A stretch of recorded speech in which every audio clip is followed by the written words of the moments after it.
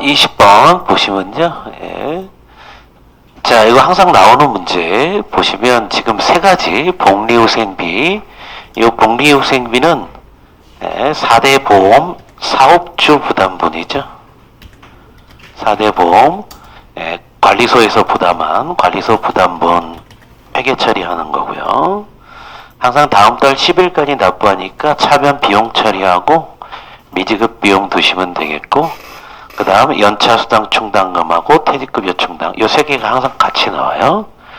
그래서 문제에 보시면 위에 18-1 급여 자료를 참조하라 그랬죠. 이제 이어지는 문제예요.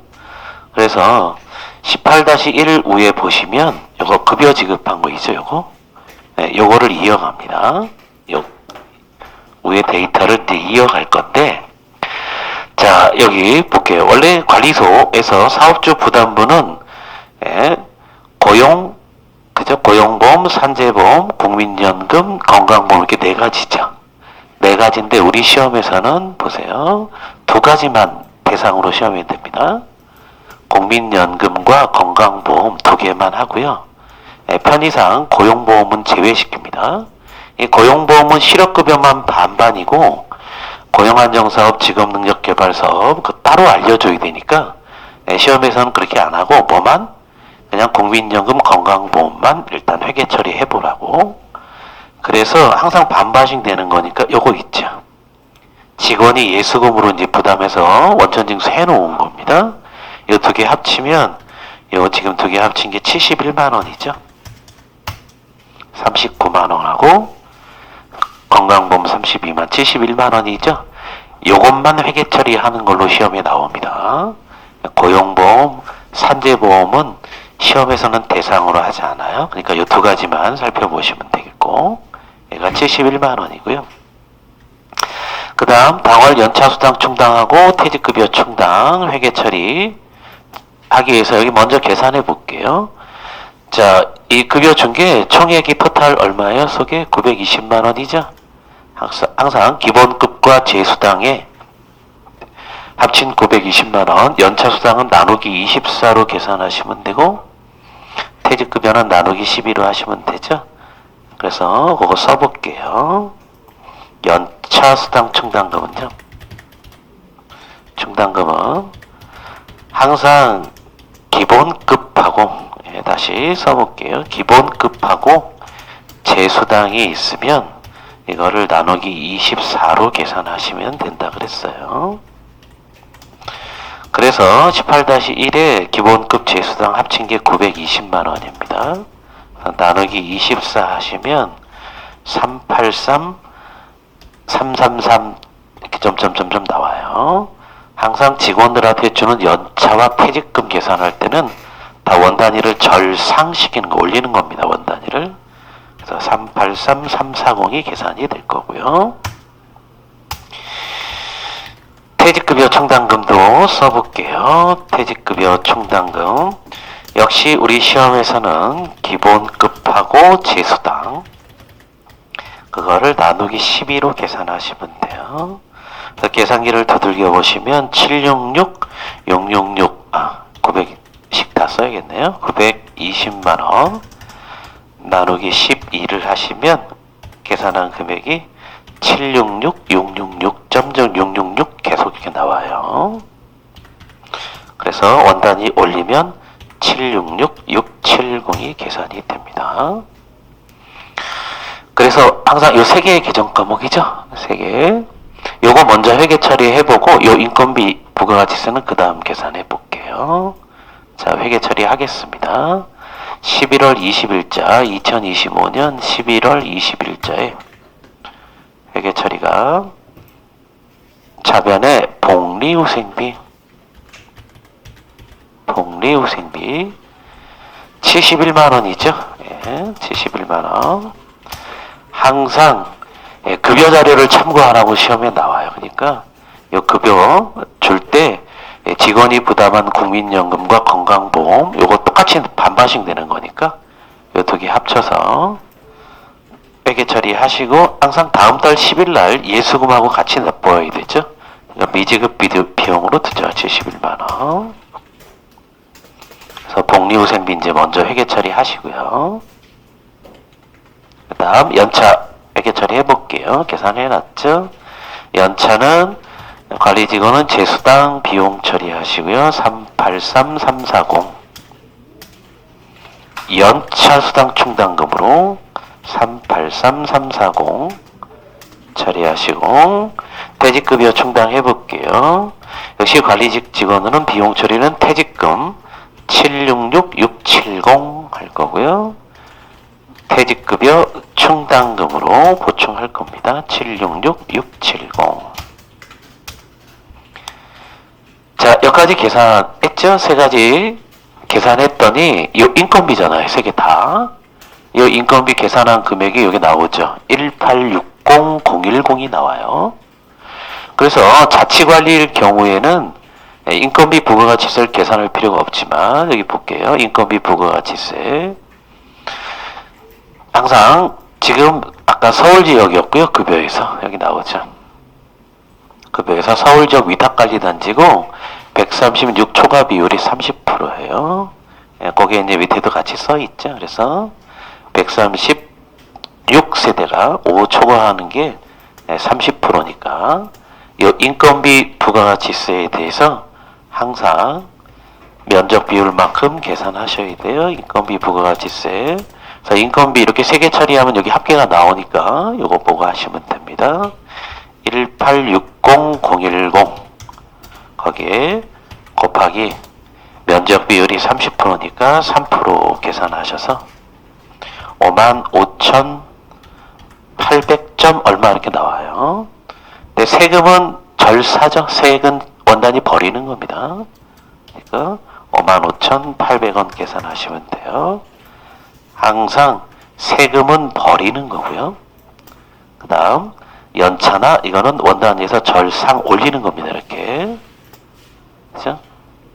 그래서 자, 관리직 직원이니까 차변에 인건비 부가가치세 계산하시고요. 55,800원. 대변에 본사로 송금하기 전까지는 항상 미지급 비용으로 두는 거죠. 55,800원. 그래서 시험에 100% 나오고요. 이거. 근데 가끔 자치관리가 나올 경우가 있어요. 그럼 인건비 부가가치세 계산하지 마시고. 근데 입학관리로 나올 가능성이 훨씬 높습니다. 실기에서. 그러니까. 자, 하나 더 해볼게요. 똑같은 유형을 뭐 실기할 때마다 계속 해보겠지만 다음 8페이지 가시면 자, 8페이지 위에 18-2번 급여 자료를 참고해서 역시 세 가지입니다. 국민연금하고 건강보험 직원이 부담한 거 보고 사업주 부담분 복리후생비 처리하고요. 연차 수당 충당금하고 퇴직급여 충당금 산출해서 3개 처리하랍니다. 3개. 그래서 앞 페이지에 18-2번을 보시면 그쵸? 여기에 국민하고 건강보험 이렇게 낸 게 직원이 부담한 거 똑같이 반반씩 부담하니까 두 개 합치시면 복리후생비가 여기에 114만원입니다. 그래서 시험 실기할 때 항상 요거 나오면 요 두 개 합친 금액으로 월말에 복리후생비를 잡아야겠구나 이 생각을 꼭 갖고 계세요. 114만원이고요. 그 다음 총 급여가 여기 1450만원이죠. 이 기본급과 재수당 합쳐서 1450만원이죠. 이거에 대해서 연차 수당하고 역시 써볼게요. 연차 수당 충당금 적립할 거 총 급여 1450만원 나누기 24로 계산하시면 604 166 점점점 이렇게 나와요. 그럼 원단이 절상하시면 604 170이 계산되시고요. 퇴직급여 충당금을 계산하시면 1450만원 역시 기본급과 재수당 합친 금액을 나누기 12로 하시면 항상 2배 차이 나죠. 요거 연차하고 퇴직금은. 그래서 1208 333 점점점점 나와요. 그럼 원단위를 올리셔서 1208 340 계산하시면 되겠고, 역시 인건비 부가가치세는 전표 3개, 복리후생비하고 연차, 퇴직급여, 충당할 거 하시면 합계를 알려주잖아요, 거기요. 그래서 면적 비율이 136세대가 60%니까 6%로 계산할게요. 자, 입력해 보겠습니다. 자, 4대 보험, 건강보험하고 국민연금, 사업주 부담분이 복리후생비 비용 처리할 게 114만원이죠. 항상 다음 달 10일 직원이 부담한 예수금하고 같이 납부하셔야 돼요. 미지급 비용 114만원. 자, 보시고요. 그 다음에 연차수당은 관리직 재수당 비용 처리하고 충당금으로 적립하는 겁니다. 604170 연차수당 충당금으로 604170. 차변의 비용 처리, 퇴직금 비용 처리하고요. 120833340 퇴직급여 충당금으로 보충 적립합니다. 1208340. 그래서 이렇게 3개 비용 처리를 하고 나면 여기에 2952510이 나오죠. 인건비. 그래서 인건비 부가가치세 여기 써보면요. 토탈 이 3개 합친 인건비가 2952510이 나와요.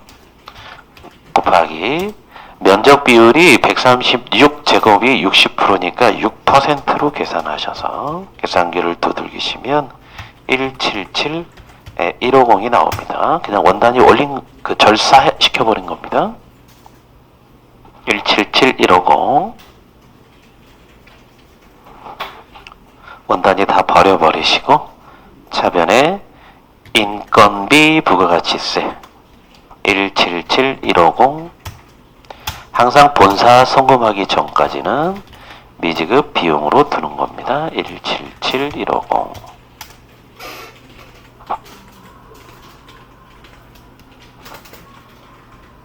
그래서 역시 지금 시험에 월말에 하는 것들 100% 나오는 것들을 지금 하고 있습니다.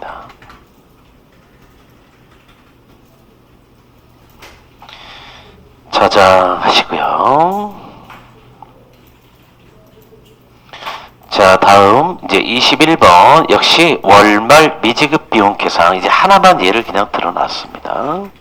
매번 항상 관리비 부과해야 되기 때문에 월말에 항상 이걸 하죠.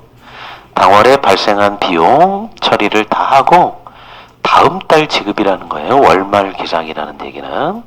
그래서 이달에 비용이 발생해서 비용 처리를 해서 관리비는 부과할 거예요. 그렇지만 지급기일은 다음 달이니까 미지급 비용으로 드는 겁니다. 그래서 당월금 미지급 비용에 다음과 같이 집계돼서 이를 계산했대요. 자, 공동기여 수익을 감안해서 총액주의 기준으로 수선유지비를 차감하기로 했대요. 수선유지비를 30만원 차감해서 관리 외의 비용인 차감관리비 처리하기로 했답니다. 우리 시험에서는 차감관리비 관리의 비용으로 떨굴지 아니면 차감관리비 적립금에서 자본 항목으로 떨굴지는 그때그때 달라집니다. 그때그때 달라지고요.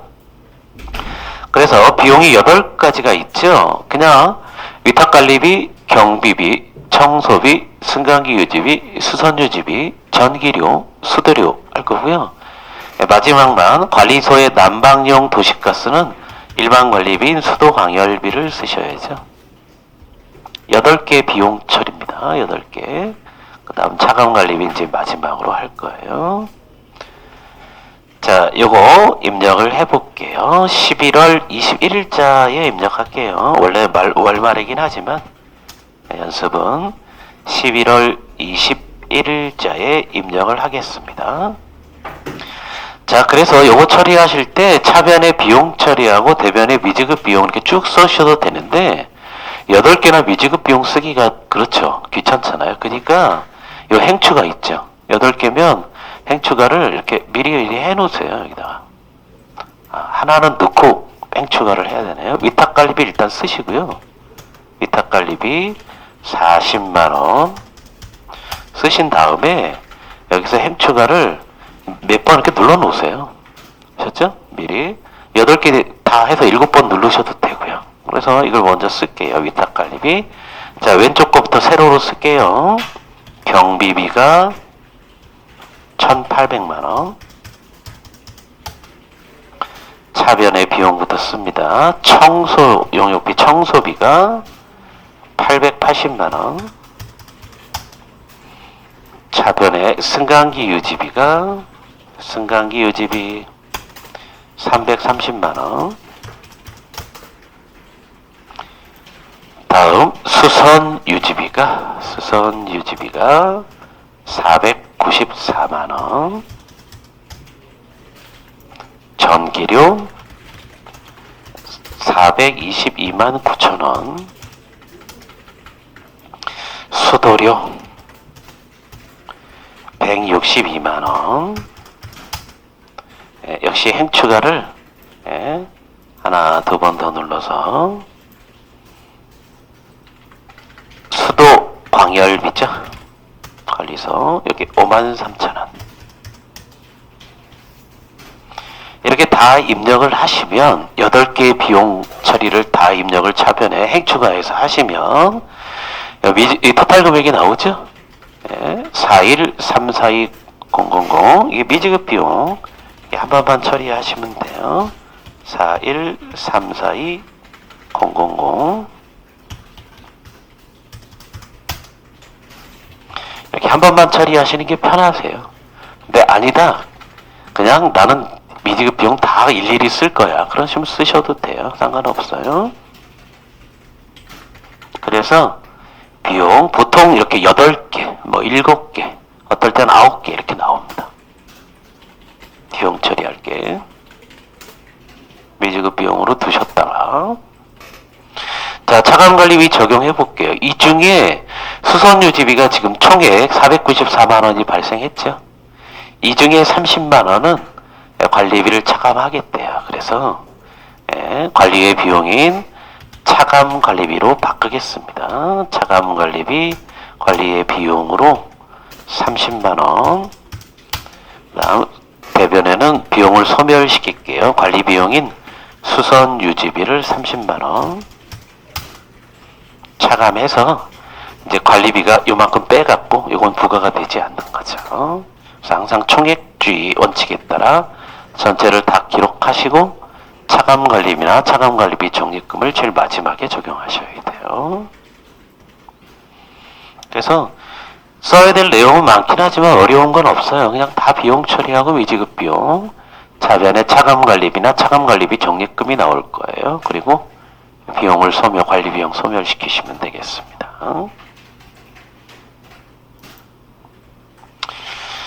자, 저장하시면 되겠고요. 역시 22번 갑니다. 충당금 계산. 역시 시험에 100% 월말로 나옵니다. 100%. 그래서 100% 나오는 게 한 반 정도 돼요. 그냥 거의. 그죠? 그래서 월말에 할 게 한 대여섯 개 이상 되고, 뭐 급여까지 하시면 훨씬 더 돼요. 그러니까. 자, 충당금 계산해 볼게요. 수선 충당금하고 장기 수선 충당금 계산해 보래요. 자, 소화기 충약비, 저수조 청소한 거, 기타 수선 충당금, 대변에는 수선 충당금으로 보충할 거고요.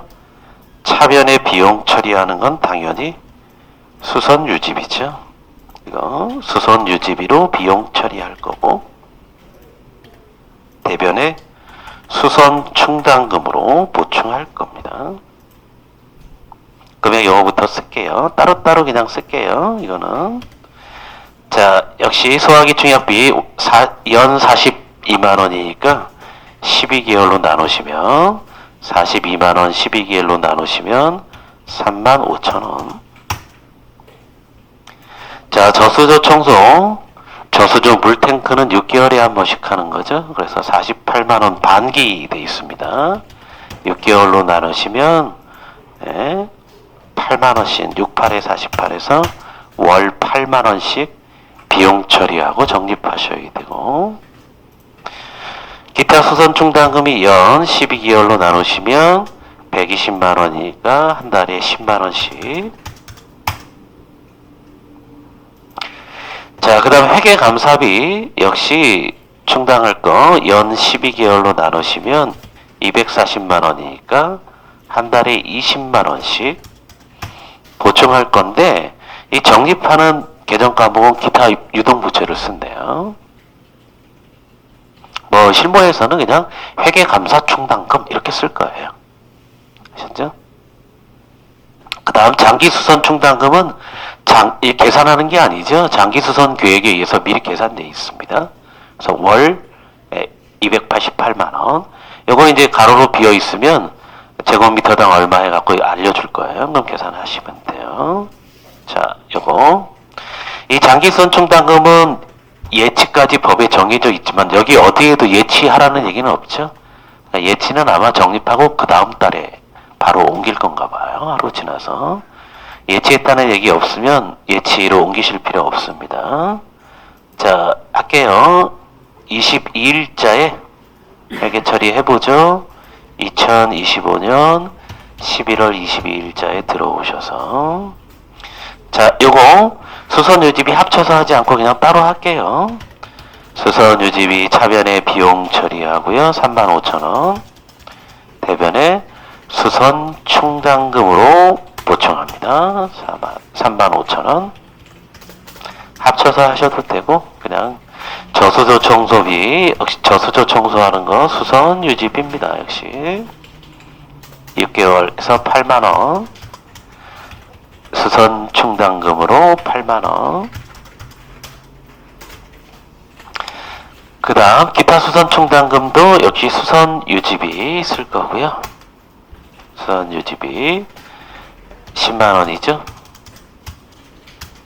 수선 충당금으로 10만원. 다음 회계감사비 한 달에 20만원씩입니다. 20만원 비용 처리하고 대변의 충당금으로, 충당금은 기타 유동부채를 쓴대요. 20만원. 그 다음 장기수선 충당금 차변의 비용 처리는 장기수선비로 비용 처리하고요. 288만원.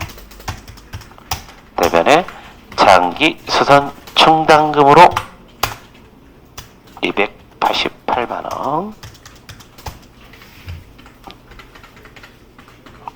그래서 충당금 항상 하는 매개처리이기 때문에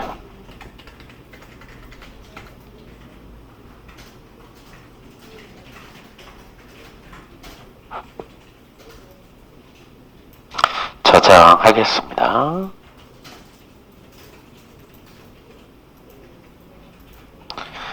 그러고 나면 이제 월 마감 전표 23번 볼게요. 이게 이제 16번 전표. 전표 입력 16개가 나오는데 마지막 전표가 월 마감 전표입니다. 실제 결산 본절차에 해당되는 거고요. 그래서 이 마감 전표를 하시려면 항상 여기까지 처리하신 다음에 어떻게 하셔야 돼요? 월별 운영 성과표를 들어가셔야 돼요. 예? 뭐라 그러셨나요? 예. 장기수선 충당금. 장기수선 충당금. 아, 이거 보여드릴까요?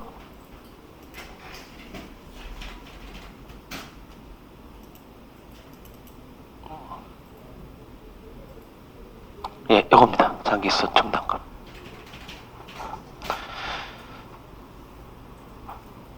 요거 입력하실 때 코드 입력하셔도 되잖아요. 근데 코드 입력하지 마세요. 아셨죠? 저도 귀찮으니까 자꾸 코드를 입력하는데 시험에서는 아마 이거 일을 그냥 직접 치셔야 되니까 그냥 치는 연습을 하세요. 아셨죠? 되셨죠, 이거? 그러면 자, 그래서 항상 이제 여기까지 15번 전표까지 다 하고 나시면 항상 월별 운영 성과표 딱 들어가시면 관리 비용이 얼마가 드는지 딱 확인하셔야 돼요. 그래서 지금 여기서는 이제 확인할 수 없기 때문에 여기 써졌어요. 확인해 봤더니 관리 비용이 59449,140이 나왔대요. 그러면 항상 마감 전표, 자, 2025년 11월 23일자에 그냥 입력할게요. 다 월 말일자에 입력할 거예요. 다 이거 나중에. 항상 이 관리 비용 남은, 그죠? 집계된 만큼 대변에 관리비 수익을 잡는 거죠? 네, 관리비 수익, 비수예요, 비수. 비수 치시면 나와요. 관리비 수익.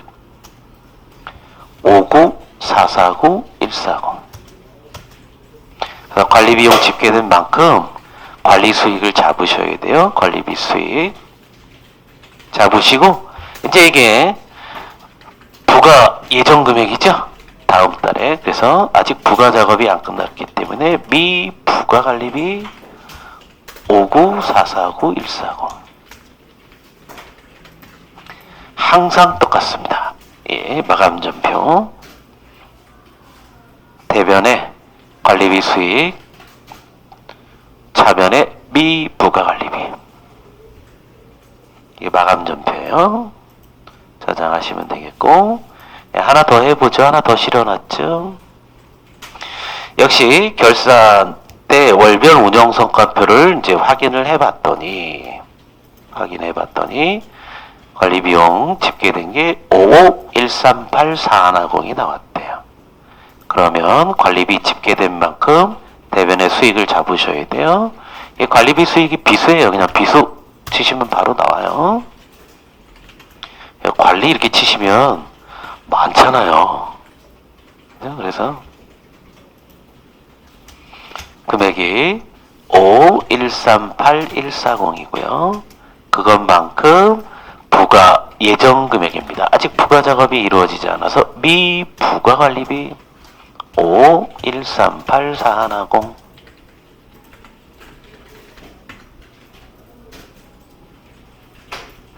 저장하시면, 자, 이제 전표 연습은 여기까지 하고요. 자, 이거 KERP 일단 닫을게요. 닫아두시고, 이거 닫지 않으셔도 여기 시간이 30분 단위로 계속 갱신돼요. 계속 쓰고 있으면 계속 유지되는데, 이거 안 쓰고 있으면 이게 로그아웃 돼버려요, 자동으로. 그러니까 이제 필기 먼저 해보고 실기할 거니까 잠깐 닫아놓을게요. 뭐 열어놓으시고 다시 이따가 로그인 할 겁니다. 자, 이제 필기 모의고사 쪽 보겠습니다.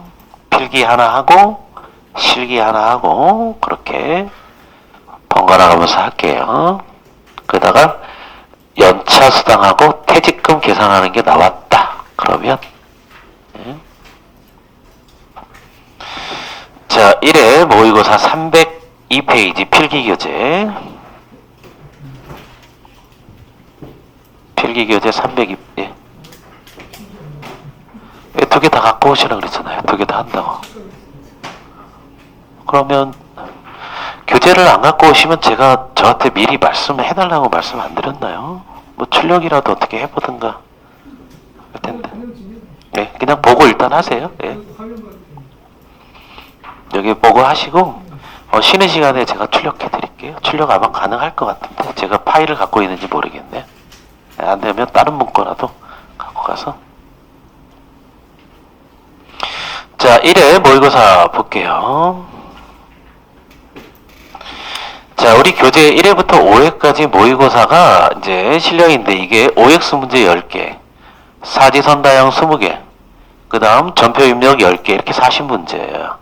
근데 우리 시험에 나올 때는 얘가 이렇게 지금 우리 나온 것처럼 OX 10개 나오고 사지선다 그 다음 20개 나오고 이렇게 나오지 않고 섞여 나옵니다. 어느 게 먼저 나올지 몰라요? 아셨죠? 그러니까 막 섞여 있으니까. 자, 1번부터 OX부터 볼게요. 302페이지 모의고사 1회 4회 모의고사 1회 모의고사 1회 필기. 필기요, 필기. 필기하고 실기하고 할 겁니다.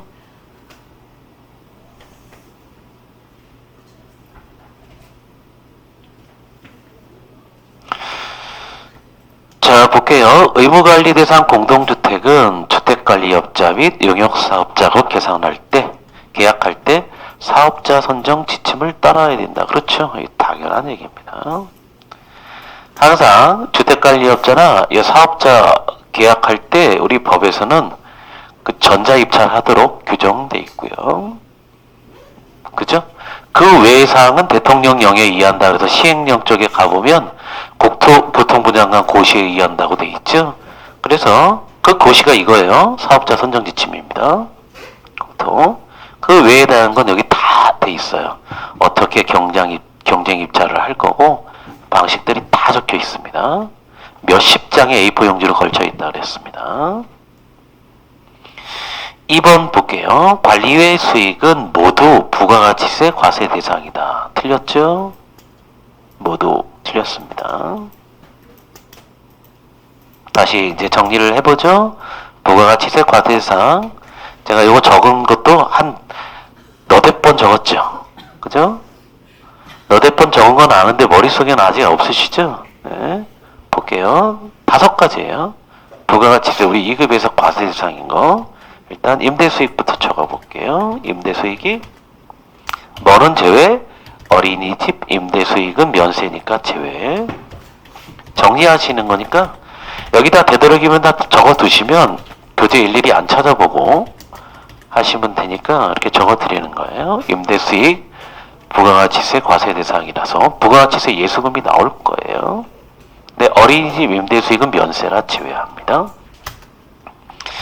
그 다음 주차수익 역시 내부 차량 주차수익은 제외합니다. 외부 차량만 그죠? 과세 대상이에요. 그 다음 승강기 수익 역시 승강기 수익도 내부 즉 입주자 등에게 받은 거는 제외합니다. 즉 외부 이사업체로부터 받은 것만 대상이에요. 이 세 개는.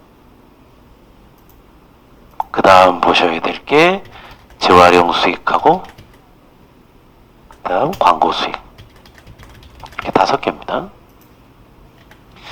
그래서 항상 설명드릴 때 이 5개는요 이런 얘기를 하죠. 이 5개 항상 부가가치세 과세 대상이기 때문에 대변에 거래 징수하고요 하고 뭘 해야 된다는 걸 대변에 부가가치세 예수금을 꼭 쓰셔야 된다는 겁니다. 거래 징수하고 부가가치세 예수금으로 회계 처리했다가 부가가치세 신고 납부할 때 세공제 받을 수 있는 부가가치세 대급금을 제외하고 나머지 납부하시면 되는 거예요. 그래서 항상 실무적 관점에서는 이 거래 징수해야 된다는 의미가 가장 중요한 거예요. 그래서 임대 어디 시설 빌려주면서 임대료 50만 원이다. 그러면 항상 55만 원을 받으셔야 되고 광고 이렇게 그죠? 광고료를 받겠다 그러면 10%는 항상 거래 징수 하셔야 된다는 겁니다. 실무 입장에서는. 자, 3번 볼게요. 입주자 대표회의란 공동주택 입주자를 구성원으로 하고 입주자만을 대표로 한다. 틀렸죠? 역시 X네요. 항상 입주자 대표회의, 입주자 등을 대표해야겠죠. 입주자 등. 즉 입주자 등이란 입주자와 사용자를 모두 얘기하는 거죠. 입주자와 사용자 모두를 대표해야 됩니다.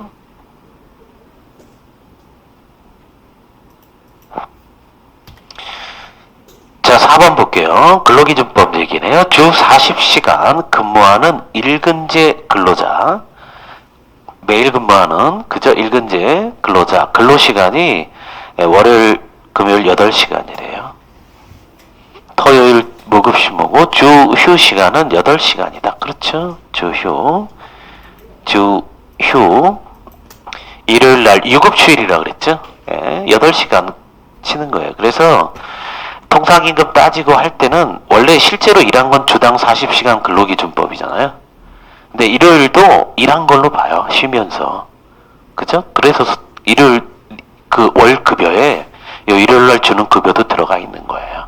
그죠? 그래서 통상임금 따질 때는 주당 근로시간을 요 40시간에다가 주 휴시간 8시간 합쳐서 48시간으로 보는 거예요. 그래서 일근제 근로자는 월 선용 근로시간이 그래서 209시간으로 계산이 되는 거예요. 나중에 연차수당 할 때 이거 잠깐 얘기를 해볼 거고요. 여기 이제 우리 2급에서 나오는 문제예요. 근데 1급에 이런 문제가 있어요. 이거 혹시 몰라서 볼게요. 근로시간이 이렇게 근로시간이 월요일부터 금요일까지 하루 7시간이래요. 근데 얘들은 그죠? 하루 1시간씩 덜 했잖아요. 근무를 토요일날 5시간 근무를 쓴대요. 됐죠? 토요일 5시간 근무를 쓰고 그러면 물어봐요. 주 휴시간이 몇 시간이야? 이렇게 물어본다고. 됐죠? 이거 주의하셔야 됩니다. 7시간이에요. 항상 주 휴시간은 평일 근무 시간을 기준으로 하는 겁니다. 주시간. 여기에 1급에 나오는 문제예요. 난이도를 높여서. 근데 혹시 모르니까 써드렸습니다. 이게 나올 건데 혹시라도 여기 나올 수 있어서 써드렸어요. 예? 그럼요. 나올 수 있으니까 써드렸죠. 그저 시험을 대비해서 다 써드리는 거예요, 그냥. 근데 그죠? 이렇게 막 써드리면 좋아하셔야 되는데 별로 안 좋아하시더라고 다들. 지워버릴까 그냥?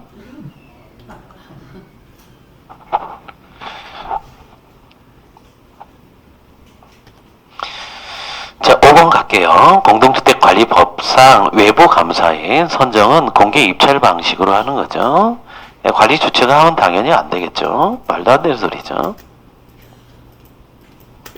입주자 대표회의에서 하셔야죠.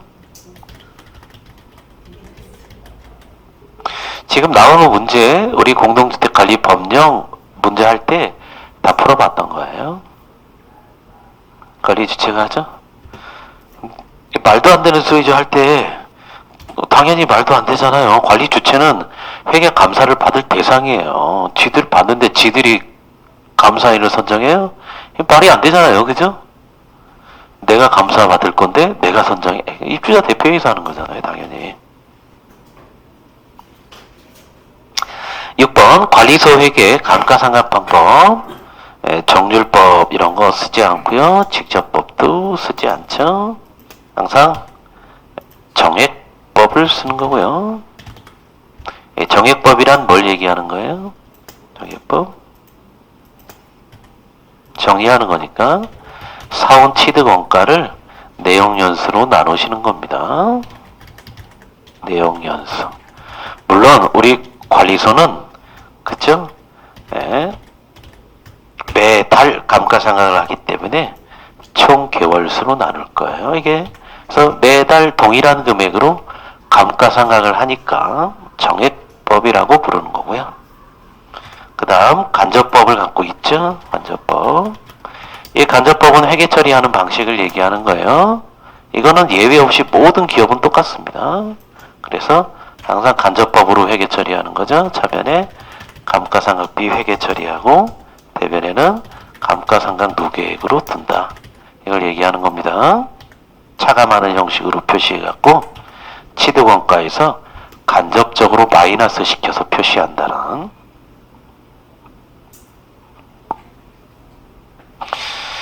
칠 번 가보겠습니다. 자, 입주자 정보 등을 처리하는 전산 프로그램은 개인정보보호법상 개인정보 처리 시스템에 해당된다. 당연하죠. 항상 우리가 쓰는 XP, ERP 입주자에 관련된 정보가 그죠? 다 등록이 돼 있어요. 그죠? 그래서 항상 전입해오면 입주자 카드를 쓴다고. 그래서 전산에다가 입주자의 정보, 차량 정보라든지 기타 이런 정보들이 다 입력되기 때문에 개인정보에 대한 게 들어가 있습니다. 그 다음 세대별로 관리비가 얼마가 부과되는지 다 나오잖아요. 다 개인정보예요. 8번 가겠습니다. 장기 수선 계획이 없더라도 입주자 대표의 의결이 있는 경우 장기 수선 충당금을 사용할 수 있다. 틀렸죠? 대표의 의결로 사용 절대 불가합니다. 원래 장기 수선 충당금은 장기 수선 계획에 의거해서 쓰셔야 되죠. 그래서 이 장기 수선 계획에 의거해서 우리 법령 살펴볼 때 관리 주체가 이 장기 수선 충당금 수선 계획할 거 있죠? 계획서도 만든다 그랬어요. 기반으로 해서 이걸로 쓰는 겁니다. 됐죠? 입주자 대표의 의결로 쓸 수 없어요. 근데 우리 법령에서 아주 두세 개 달았죠. 이거 이 장기 수선 계획이 없더라도 사용할 수 있는 경우가 세 가지 있었죠. 일단 전체 입주자 등의 입주자 과반수 서면 동의가 필요합니다. 입주자 대표의 의결로는 쓸 수가 없어요. 쓸 수 없고 입주자 과반수 서면 동의가 필요할 때 무조건 쓸 수 있어요? 아니죠. 세 가지 용도로만 사용할 경우에 장기수선 충당금을 사용할 수 있어요. 하자, 분쟁, 조정과 관련된 비용. 기억이 얼핏 나는 것 같죠? 아무 반응이 없으시네. 하자, 진단 및 감정 비용. 세 번째, 앞에 두 가지 청구할 때 들어가는 비용. 아주 중요하다고 강조드렸습니다. 그래서 장기수선 계획이 없더라도 쓸 수 있는 경우는 입주자 대표에서는 쓸 수 없어요. 입주자의 과반수 서면 동의가 필요해야 쓸 수 있고요. 그것도 아무 때나 갖다 쓰는 게 아니라 뭐와 관련된 것만, 이것만 기억하시면 되죠. 하자와 관련된 것만. 앞에 두 가지 청구 비용도 하자, 그죠? 요거와 요거 청구할 때 들어가는 비용이니까 결국은 기억할 거는 입주자 과반수 서면 동의에 의해서 하자와 관련돼 있을 경우에는 장기수선 충당금을 사용할 수 있구나. 장기수선 계획이 없더라도. 9번 가겠습니다. 중개기 장소 임대에 따른 임대 수익은 입주자 소유의 부대 복리시설에서 발생한 과실이고, 그렇죠? 공동주택 회계처리 기준에 따라 임대 수익은 입주자 기여 수익입니다. 당연히 소유자 거예요. 소유자가 이 과실 소유자가 따먹어야죠. 당연히 입주자 기여 수익입니다. 그래서 입주자 기여 수익 우리 계정 과목으로 하면 딱 두 개예요. 두 개. 그죠? 임대 수익하고 계정 과목으로 하면 예치이자 수익 딱 두 개만 입주자 기여 수익이었고 나머지는 공동 기여 수익이었습니다. 10번 볼게요. 초기 입주단지에서 입주 준비를 위한 관리소 임시 개소일로부터 입주 개시일 직전까지를 선투입 기간으로 보는 거죠. 자, 선투입. 미리 투입한다 그랬어요. 최소 한 일주일 전에, 규모 단지가 큰 데는 뭐 한 달 전에 투입할 수도 있다 그랬습니다. 11번 선택형 사지선다형 볼게요. 다음 중 올바른 것 그랬네요. 1번 다세대 주택은 한개동 주택으로 쓰는 한개동 바닥 면적 합계가 660제곱미터 이상 틀렸죠. 다세대 주택 두 가지 조건을 만족하셔. 일단 4계층 이하여야 되고요. 4계층 이하여야 되고 그 다음 660제곱미터 이하여야 되죠. 요거 잠깐 뒤로 쓰고 여기에서 이하라고 쓸게요. 660제곱미터 이하여야 되고 4계층 이하. 그래서 5층 이상은 아파트이기 때문에 4계층 이하여야 되고 다세대는 660 이하여야 됩니다. 거의 현재 연립주택이 나오네요. 연립주택은 3층 이하 이거 틀렸고요. 여기 다시 씁니다. 역시 4계층 이하여야 되고요. 4층 이하 이하여야 되고 660제곱미터 초과해야 되죠. 660제곱미터 초과. 그래서 5층 이상은 아파트고 4층 이하짜리 중에 연립주택의 규모가 큰 거잖아요. 그러니까 660 초과해야 되고 4세대가 규모가 작은 거니까 660 이하이 됩니다. 3번 승강기 유지비에는 승강기 전기료를 포함하지 않는다. 그렇죠. 이 3번이 답이네요. 승강기 전기료는 당연히 개정과목 전기료에 포함이 돼 있죠. 물론 세대별로 부과할 때는 공동 전기료로 부과될 거예요. 공동 전기료로 부과가 될 겁니다. 개정 과목은 전기료 하나만 쓰니까. 4번에 아파트는 주거용으로 사용되는 층수가 6층 이상 틀렸네요. 5층이었죠, 아파트. 5층 이상을 아파트라고 합니다.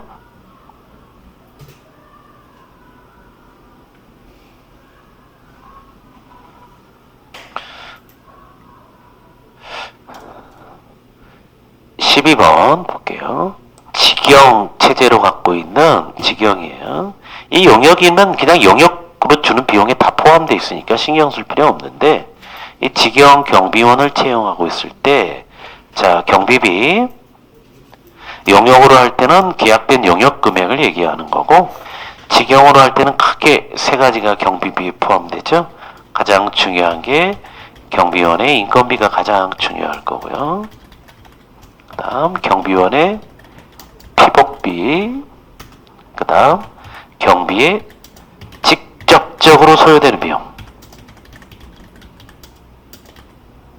경비와 직접적으로 관련이 있는 거, 그죠? 그래서 경비를 쓸어 나갈 때 뭐 랜턴을 들고 나간다든지, 랜턴, 그죠? 랜턴, 그죠? 그 다음 무전기를 들고 나가다든지, 뭐 호루라기 이런 근데 경비할 때 직접 쓰는 것들, 그런 비용들 등등등, 이 세 개가 직영으로 할 때 경비비입니다. 자, 하나만 골라버려요. 이 중에 피복비, 경비원의 피복비. 그래서 일반 관리비하고 경비비, 청소비 나눌 때 일반 관리비 6개 항목이었습니다. 6개 개정 과목이 경비일 때는 경비비, 그죠? 청소원일 때는 청소비 쓴다 그랬어요. 그래서 인건비 4개하고 피복비하고 인건비 부가가치세, 이 6가지 개정 과목을 경비원은 경비비. 자, 그 다음 거기 경비실의 휴지용품, 문구용품, 생수 다 일반적으로는 그냥 뭐 소모품비, 잡비 이렇게 일상적으로 이제 처리하시면 될 것 같아요. 13번 가죠.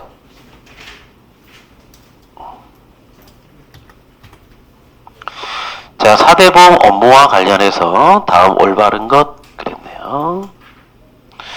산재보험 보험료는 사업주와 근로자가 50%씩 부담한다. 틀렸죠? 산재보험 사업주 전액 부담입니다.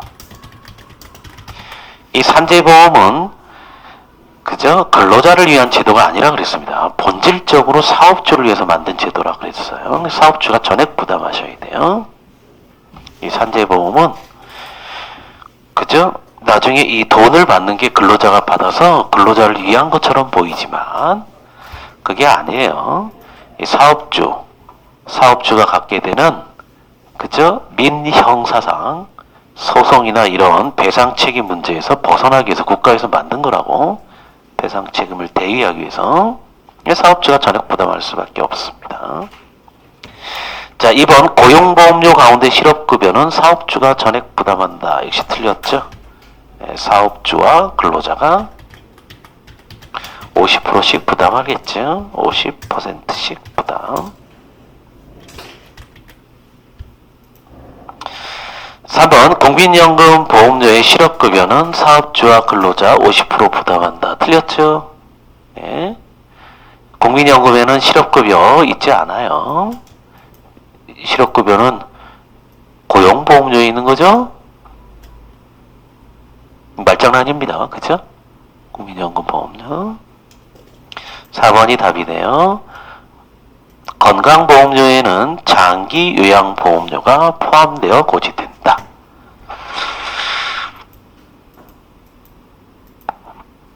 0.95%씩 해당된다 그랬죠. 예. 자, 쉬는 시간